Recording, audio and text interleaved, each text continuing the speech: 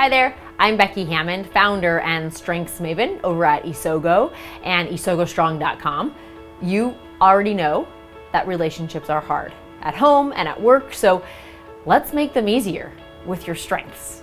And welcome to the Isogo TV video and audio podcast, where you get to fuel family connection and work energy by focusing in on your strengths instead of fixating on your weakness. And today, you are joining us for episode 93. And I can't believe it, but this is our last episode in our 4-part series called Leaders Who Give a Damn, which is all about effective, inspiring leadership. And when it comes down to it, effective, inspiring leadership, the type that really gets us jazzed to follow and who we follow perhaps without even thinking about it, is all about the people. And it's about all the people, you as a leader who is a person, the people you serve as a part of your team, the people who you love at home, the people who are your peers, the people who are your own leaders. So whether you're in that role as a leader now, or that's you in the future, this series about the people, about leadership is for you. And if you need to get caught up, the last 3 episodes are up and I think you'll really enjoy them. You know, because over this series, I had the privilege to partner with Murray Guest, who hails from Australia, and he's a guru on leadership. Organizations from around the world bring Murray in to help make their organizations not just better, but truly thrive. He's a master at one-on-one conversations, and he truly inspires cultures by zeroing in on the leaders. If you don't know him and his podcast, Inspired Energy, you'll be thrilled to see his heart and learn from him, so definitely check that out as well. I, for one, am grateful to have partnered with him as we use this podcast series to chat about some of the aspects that leadership that are least talked about, but are perhaps the greatest opportunity for impact as a leader. So today, in this final episode, we get to talk about leadership in that safe space that leaders have the power to create, that creates an environment and a culture where your people are willing to take risk, finding you trustworthy. And in the end, that type of leadership creates a great ground for great engagement, great productivity, great success. So let's dive into this conversation about leaders who give a damn. Hello, Becky. Good to see you again, talking about such important topics involving leadership. How are you? I am doing fabulous today. Thank you very much. I'm so glad we get to have this conversation. Yeah, I'm looking forward to this conversation, building on our last ones we've been having about so many crucial elements of leadership. And you know what? Every time we talk, and then I go and see a different client, some of the little things we're talking about are coming up. So I know what we're talking about is real and it's important right now. Yep. I can resonate with that. It's like these themes are going through the real leaders that we work with every day. So pretty cool.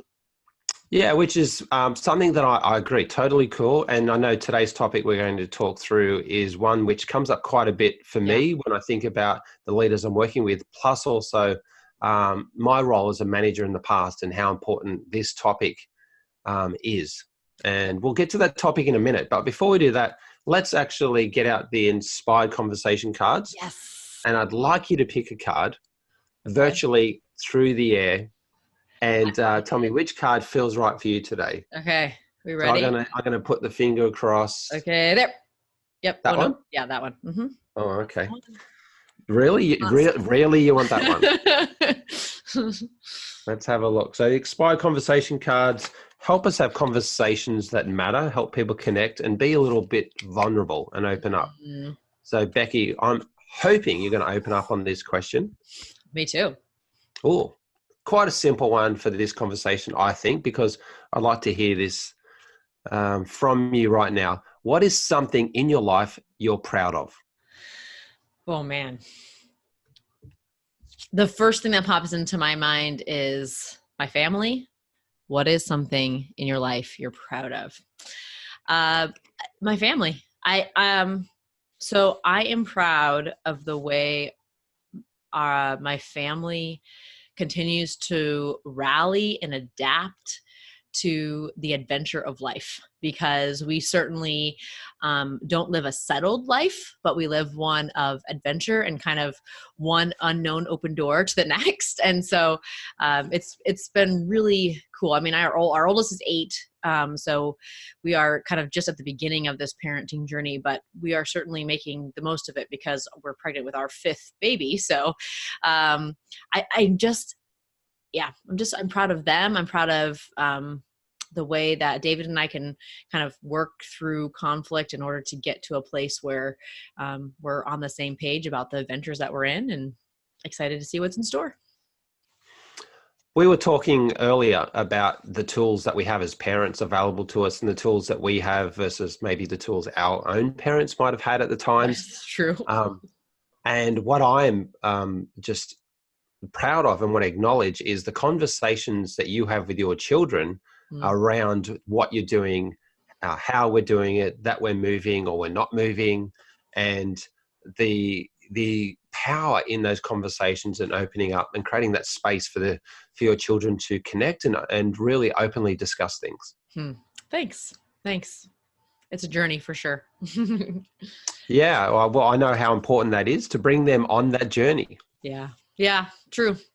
All right, how about for you? Are you gonna share with us something that you're proud of?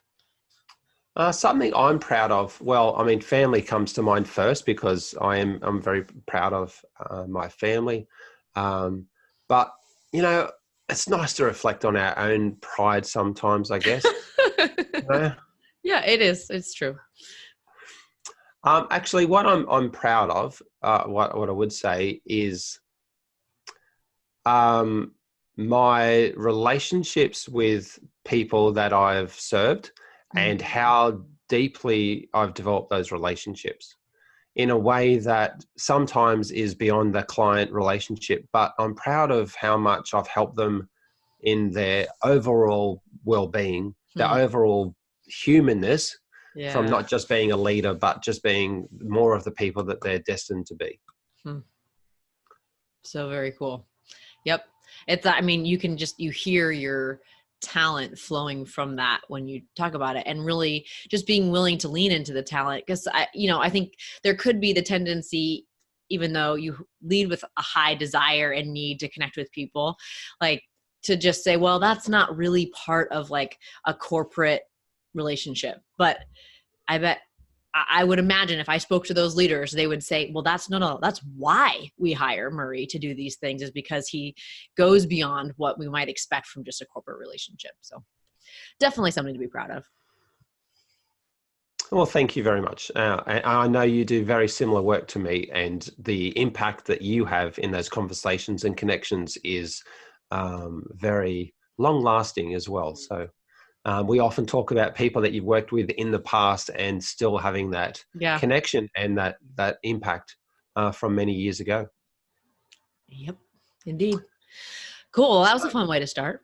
It was a great way to start. I think your cards, my cards are a awesome tool just to get people talking. Totally. Whether that's in a meeting, in a project, in families, wherever it may be. I actually had a client use them recently for interviews. Oh, really? That's kind of cool. Yeah, just to get people connecting and opening up at the start of an interview. Here, pick a card, let's talk, what comes up. Yeah. And as I said, which I loved that this leader was doing this, what I said was, it's also just as important how they answer the question, not what the answer is. True. Like, do they go there? Right? Like, are they willing to, I mean, because most likely it's a surprising kind of question that they didn't really prepare for, So, cool. I love that. Which I think links to our topic today in leadership, and a foundation, I think, around the role of leaders in creating a culture where people feel safe. And I've got a background in physical safety, where I'm helping organizations develop culture where people go home safely.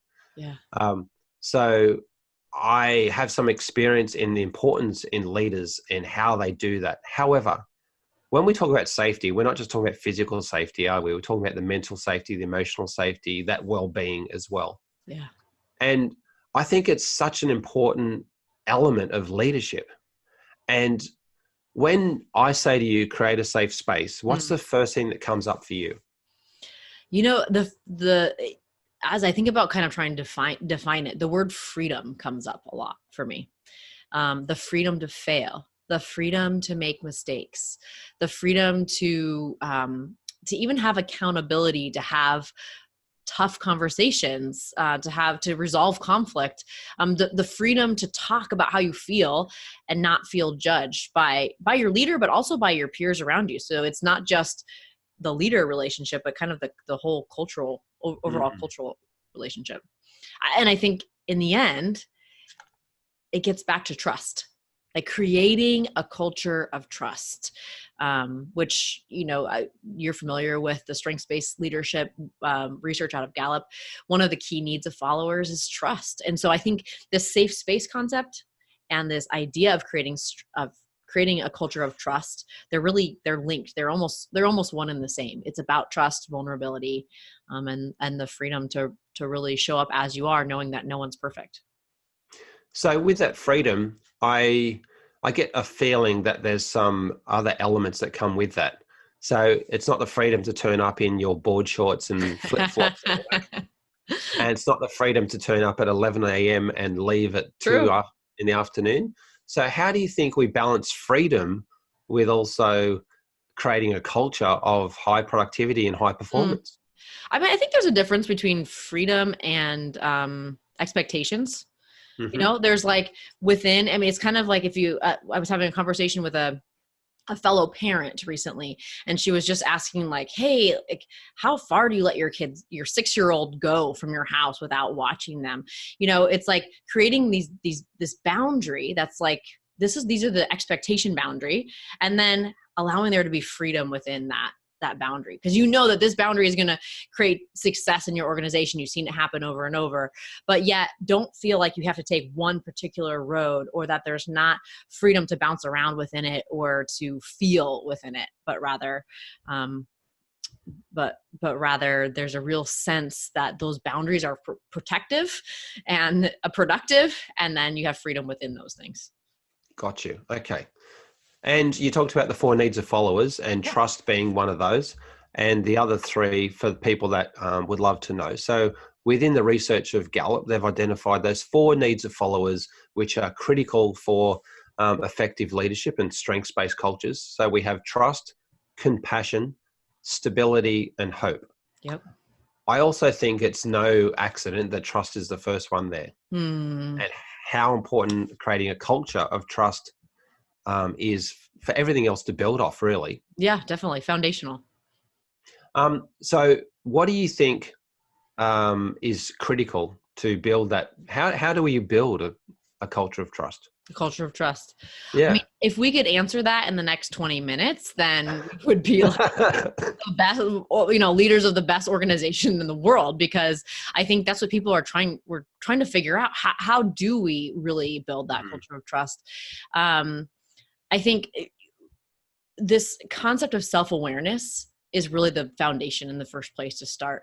That as a leader, knowing how do we show up? We talked about that in an earlier podcast. How do we show up? What is the perception of us? And how are we responding to people when they come to us with failures, mistakes, problems, feelings, issues at home?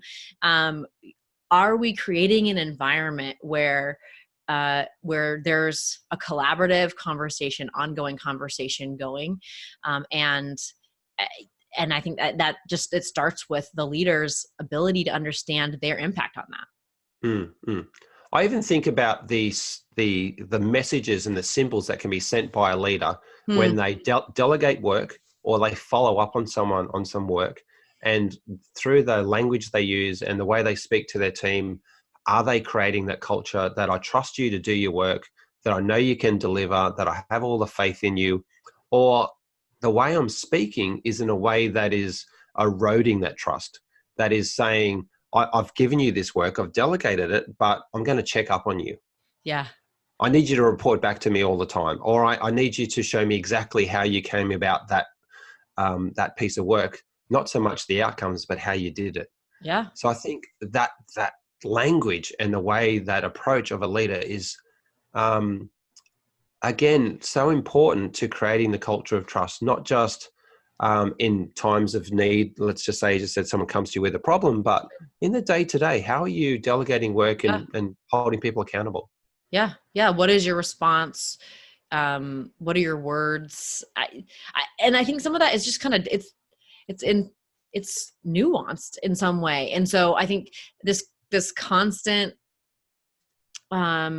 journey of understanding who you are as a leader, getting feedback from other people about who you are and how you come across, that starts to give yourself awareness to be able to even start making steps towards making a safe space in your workplace. So I think some people think still that a safe space is a bit of a cliche, just a soft area. Yeah. Yeah. How do we get beyond that? There's a lot of research out there. When we started, I think that's one of the reasons why I like take this journey to from freedom, and it's like fluffy freedom awesomeness, and it's like, but really let's get back to like the core, as you pointed out, the core foundation from this research. I know you've pointed out before, the research under Brene Brown. What was that other person? One of the five ways. Patrick Lencioni. Yeah. Five dysfunctioning or 5 signs of dysfunctioning teams, like trust being the number one of those.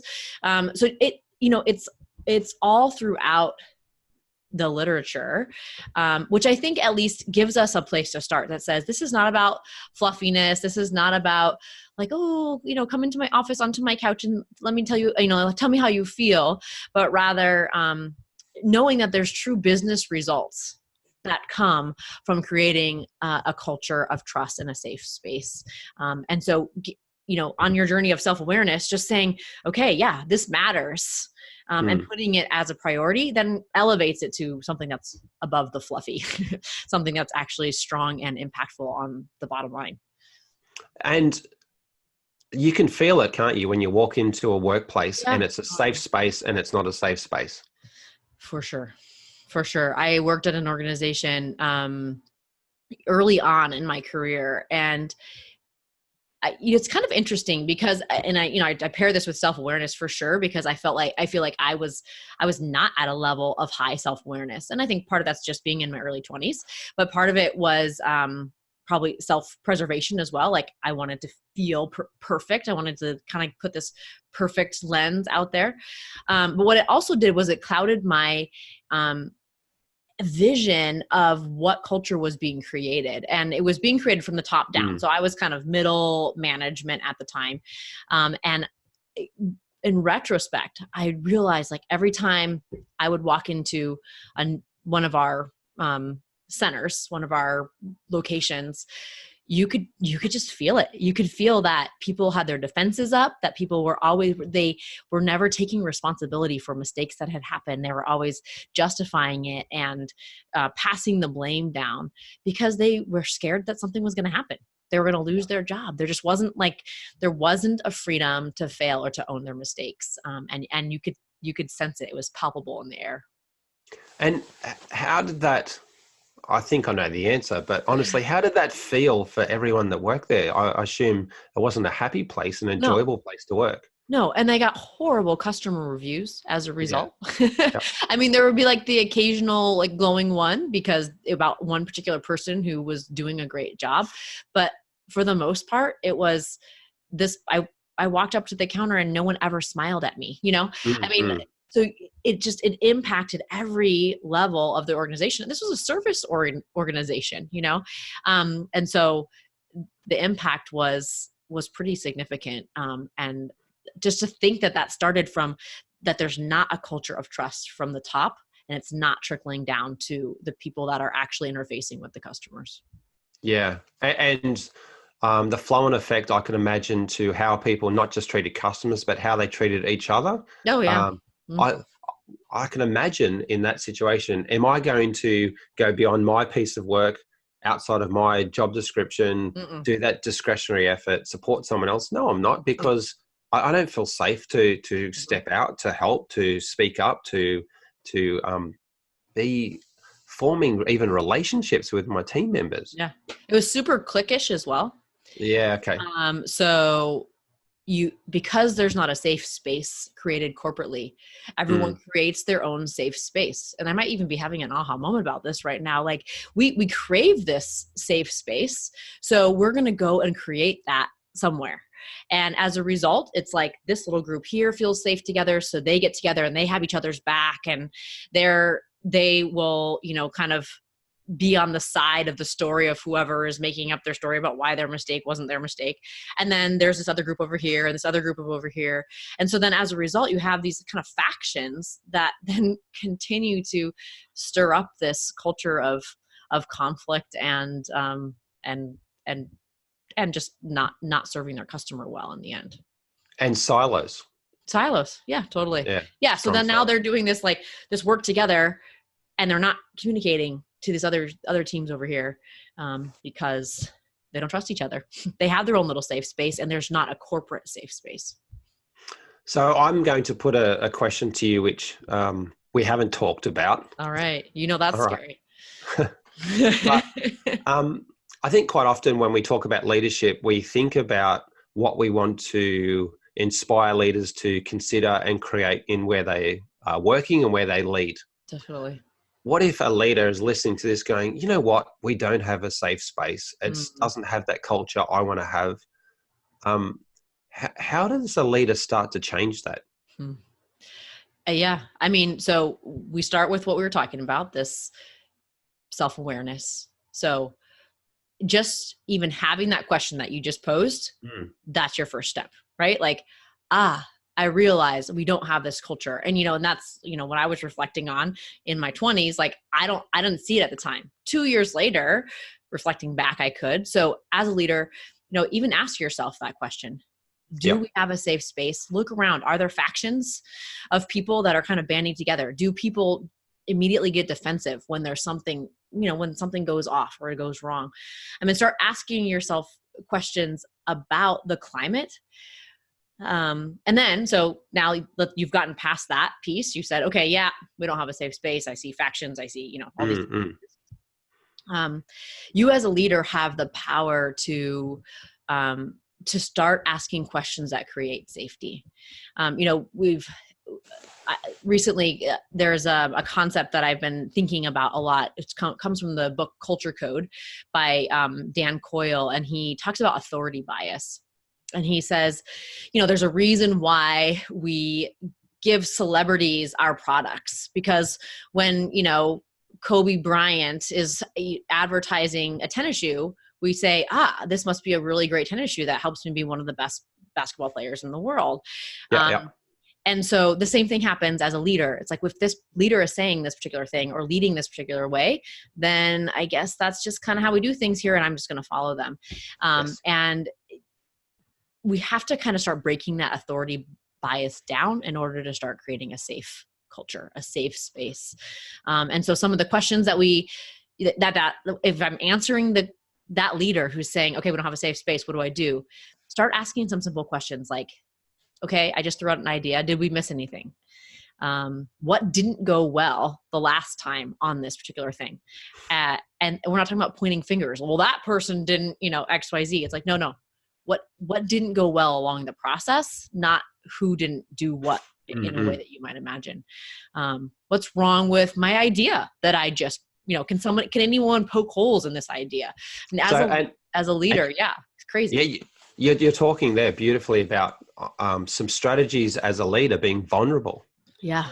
Yes, so when exactly. we talk about a leader being vulnerable, there's some really simple ways as a leader. Ask for feedback, ask for what we could have done better, ask for where's some holes in this idea, and let me know so we can make this even better. Yep. Yeah, absolutely. And I guess that comes back to, how do you create a safe space? You got to model it. So it takes courage and vulnerability as a leader to say, I'm going to admit what I don't do very well. I'm going to admit when I made a mistake or when I made a call that I would probably redo if I could. I worked with a leader a few years ago who realized that the leader he had just taken over from didn't do a great job of creating a safe space. And I suppose we didn't really call it safe space at the time, but what he realized is this culture is out of whack, and I don't know what to do with it. And so because he was coming from a strengths perspective, as we were working together, he said, all right, I'm just going to figure out how to use my strengths to create an environment where people feel willing to talk to me. And for him, it really it came back to one-on-one connections. And so it was beyond the one-on-one like corporate meetings that they would have, like they still have their sit in the office, have your one-on-one, like, hey, what's going on with this project stuff. But also then they started to have regular coffee dates. So once a week, this leader would go with one person on a coffee date, and they would talk about whatever, everything. Yeah. We'd get the background about that person so that he knew, what they were going through in their life that might be also impacting what was happening.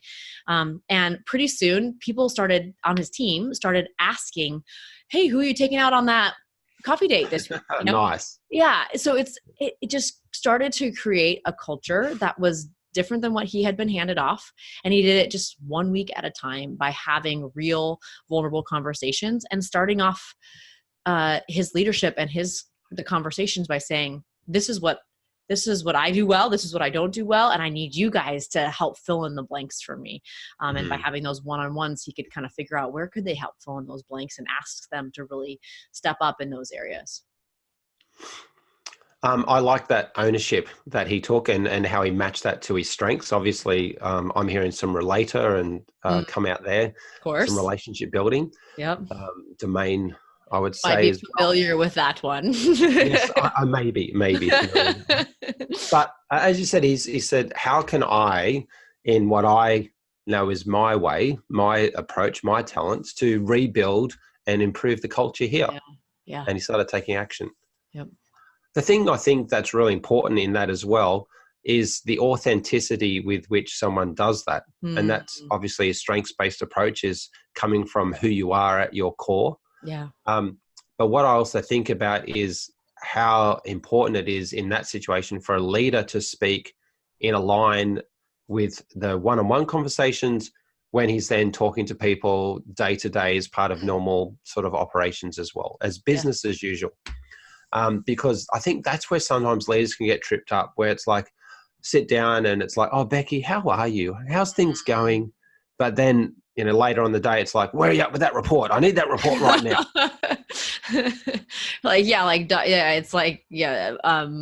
David, my husband, had a boss that he worked for that was like, he called it the abusive father he never knew, because it was like, one day it was like glowing, happy stuff. And then the next day it was about the product. And it was like, exactly what you're saying. Where is this thing? And not to say that, sometimes things are priority and things need to be done urgently, but how you communicate that as a leader in a way which, again, creates a safe space. Yeah. Because that doesn't sound like a safe space when you're being abused. No, well, it's not at all. Yeah. And I unfortunately think a lot of people leave their roles and leave organizations they work for because they don't feel safe. Yeah. They don't feel comfortable. They don't feel that it's okay that to be, as you said, be themselves, have that freedom, and to feel okay at work. Yeah.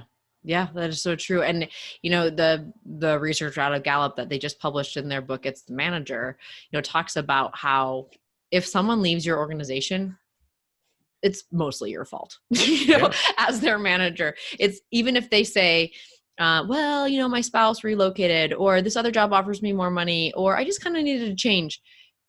70% of the reason is attributed to their relationship with their manager, and people will stick around for you and they will also leave because of you. I also think that even if people, let's just say there's a reason that their partner is moving interstate, and of course that's driving and to be with your partner. Right.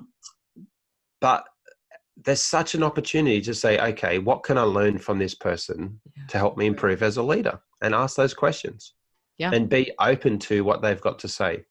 And I mean, if you think a really strong culture, you wouldn't be waiting for those moments. You'd be having those conversations earlier as well. But, whenever anyone is leaving your business, it provides an opportunity for you to reflect and to look at how we can do things better. Yeah. And it And kind of takes that authority bias out a little bit, that yeah. fact, because they're like, well, you're no longer going to be my boss. So I can talk to you about these things a little bit more freely, perhaps. Mm. So I don't have a stat for you around America. All right. Yes, but I have a stat for you around mental health. Okay. And the stat is that mental health costs Australian businesses about $5 billion a year. Wow. And so what do they say mental health is? Just like how well you feel from an overall mental perspective? So here's the thing. They're actually estimating that absenteeism costs 4.7 billion, Wow. presenteeism costs 6.1 billion, and then you're into some other ones. So just between those two, we're over $10 million. So absenteeism obviously is people physically not at Right. work, and that's due to mental health reasons.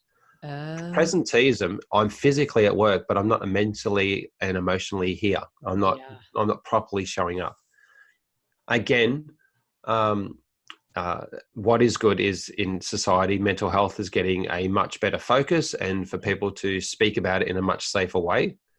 But still, the cost to individuals and businesses is huge. yeah.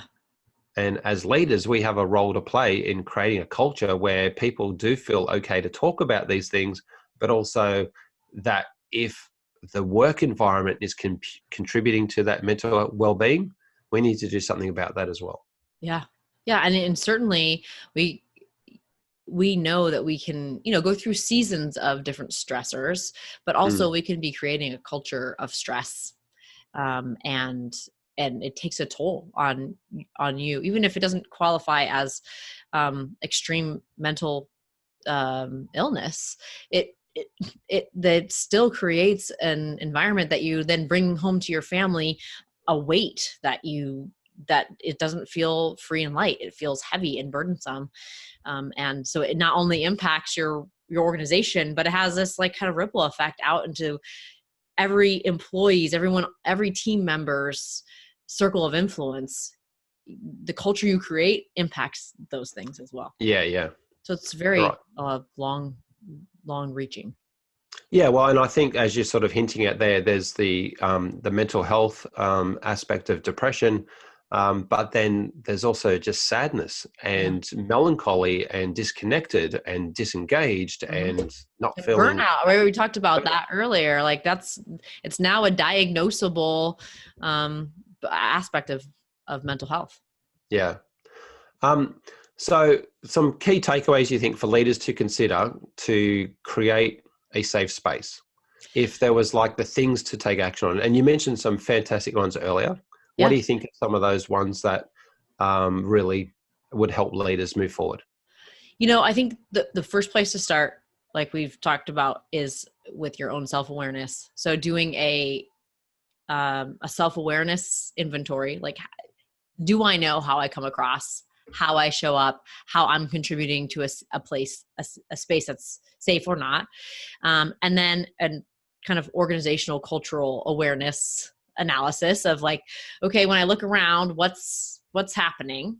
Are people working together? Are people admitting their mistakes? Are people getting defensive, or are they working together to solve problems? And then I think there's this other piece of, do people come to you? Do people come to you to tell you what's going on in their lives? We don't want to be entrenched as leaders in what's going on in their lives, but we do need to know, because those things, we're not siloed people. We've talked about that before. We all, our lives live collaboratively with, work and home and all those things live together. So are they coming and telling you, or are you kind of hearing it third hand from somebody who told somebody who happened to mention it to you? If they're coming to tell you, then that's a good sign that you're starting to create an environment where people feel free. And if they're not, ask yourself why. Do they proactively talk to you about their projects that are or are not going well? And then pause for a minute and think to yourself, how do I respond? What's my initial response in my head? And do I really say that out loud? And do those things match? I think that's a really important point. The power in that pause, and without that pause, it could be very ego-driven. Why aren't you talking to me? Blah, blah, blah. But actually having that pause and thinking about how can I actually create a culture which is safe and own the level of contribution that I've provided where this person isn't coming to me, Yeah. and now approach that in a different way so they do feel safer to do that. Yep. Yep. Yeah. Yeah. And I think the last thing is, are you as a leader modeling safety, which takes courage, vulnerability. It takes you showing up and telling them what's going on in your life, what's happening in the projects that you're the lead on, and where you did well and we can celebrate, and where you might have done something differently and would do it differently in the future as well. So when you're modeling it, it starts to have a ripple effect as well as to, she's doing it as my leader. I guess that means it's safe for me to do that as well. Yeah, great. Totally agree. I think there's some really tangible small things that people can do, and it does take courage. Yeah. But when you start those, there'll be a build on that courage and that confidence that comes from each time you have those conversations, ask those questions, and create that space. Yep. Totally agree. Thank you, Becky, for your insights for this conversation. It's been so valuable, I think, to share with people today about the role in leaders and creating a safe space, and what you've just talked through is some real simple strategies. Thank you. You're welcome. I'm glad to be here and glad we got to have these last 4 conversations together. Yeah, thank you so much. Have a great day, and again, thanks for your time. Yep. See you soon. Bye. So Leaders Who Give a Damn series is coming to a close, and today was an important one. Creating that safe space. Leaders that others are excited to work for and to follow truly care about creating a safe space. They understand the impact that their presence and their approach as a leader has, and they are intentionally trying to build a culture of trust. So as your virtual coach today, I challenge you. Ask yourself some of those questions. Are you modeling what it looks like to be vulnerable and creating a trust in that space? And do your people come to you with their challenges, their failures, or do they stand off? When you answer these questions, you really start to get an idea of the type of safety that you're creating in your team and in your culture. You know, often yourself as a leader, it's kind of hard to assess. Am I really a leader who gives a damn, who cares about the people, who really inspires them to follow? So Murray and I put together a Leaders Who Give a Damn quiz to help you zero in on where you are at as a leader. Are you a leader who gives a damn, or are you somewhere along the spectrum? After you get your result, you also get a custom report that talks about your leadership style and some specific action steps that you can take to take your leadership to the next level. So you can pop over to that quiz at leaderswhogiveadamn.com/quiz. Again, that's www.leaderswhogiveadamn.com/quiz. And as a leader who gives a damn, or you're on your way, you can be part of creating thriving lives, families, and workplaces across the entire world. Because when you orient your mind towards what's strong about you and the people around you, and then you truly care about them, great things happen. And hey, also, could you help spread this message? If you believe in the strengths perspective, or part of you was impacted by this conversation about leadership, about safe places, would you head over to iTunes and leave a rating? And if you're feeling inspired, a short little few-word review there would also be helpful as well. So thanks so much in advance for helping get the word out about Leaders Who Give a Damn. And thanks for being with Murray and I today and on the past several episodes. And I hope you join me for more next time on Isogo TV.